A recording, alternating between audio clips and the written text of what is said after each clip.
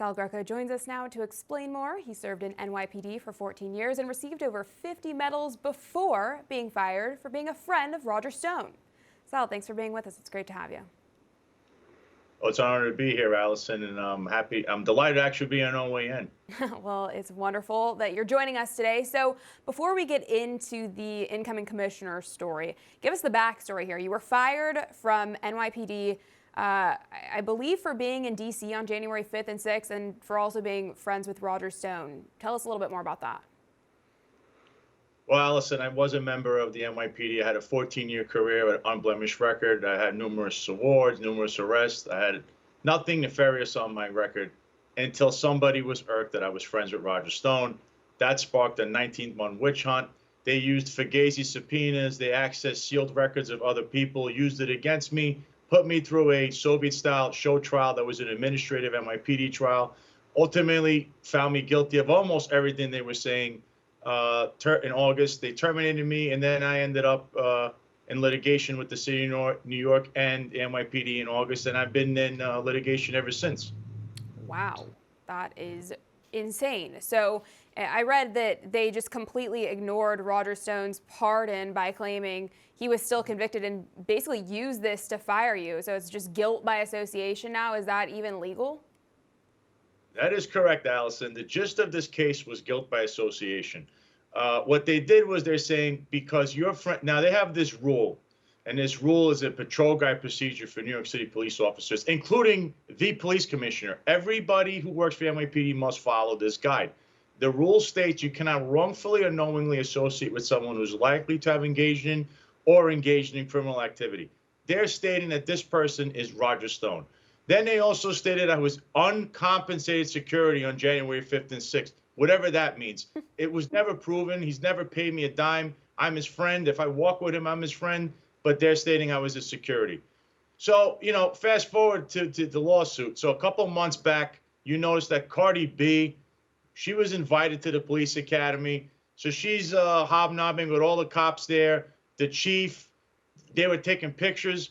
So my argument in my lawsuit was, well, this rule that you applied to Roger, the same way you applied it to me for Roger, you need to apply it to everyone else, because Cardi B is a criminal. She's got a record. She's also been very adversarial to the police department, and you escorted her in a secure police facility. So why is it okay for everyone to associate with her, but not Roger Stone? But now we'll fast forward. It's even worse now, Allison. So the first deputy commissioner is Ed Caban. You just showed his picture. Ed Caban has been a member of the NYPD for 30 years. So if Ed Caban is your first deputy commissioner, okay, why is he pictured with his brother? And I'll explain who his brother is. His brother, James Caban, was a sergeant in the NYPD. In the late 90s, he was arrested because he had handcuffed a cab driver in his car and started beating on him. They charged him. It was a hung jury, and he terminated him from the NYPD. Later on, he became what is known as the slumlord of the Bronx. There's numerous articles where, that he had a case against tenants, and ultimately he was arrested, and he was convicted of that. So if we apply these very rules, Allison, the same rules that you applied to me, Ed Caban is pictured with his brother, who's also with Mayor Eric Adams in the same picture.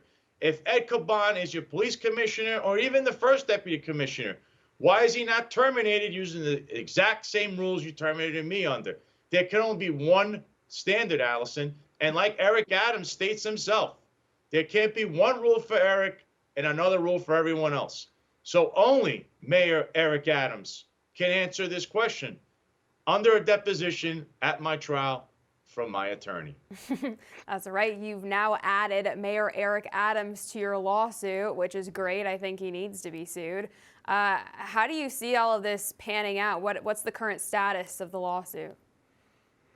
Well, right now it's pending in the courts. It's under a second motion to dismiss. They wrote that I bizarrely claimed that Cardi B came to the police academy, that she was under a court order. That's what they're claiming.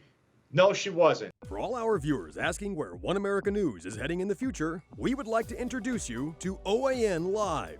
OAN Live is the best way to stay up to date on all of the hard-hitting, straight-shooting, national and international headlines And the best part is, OAN Live is only $4.99 per month. All the credible, honest, unbiased reporting One America News offers at a fraction of the cost of cable. Just go to OANN.com to easily sign up for OAN Live and stay informed.